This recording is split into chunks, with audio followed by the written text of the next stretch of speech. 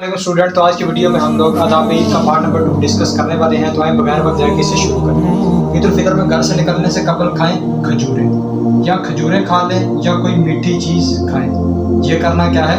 सुन्नत है। ठीक है। ईद उल अज़हा में कुर्बानी से पहले कुछ ना खाना है, सुन्नत। यानी कि जब तक आपका गोश्त तैयार नहीं हो जाता उससे पहले आपने अगर कुछ नहीं खाया तो आपने क्या किया? सुन्नत अदा की। ईद के दिन सबसे पहला काम करें, नमाज ईद अदा करें।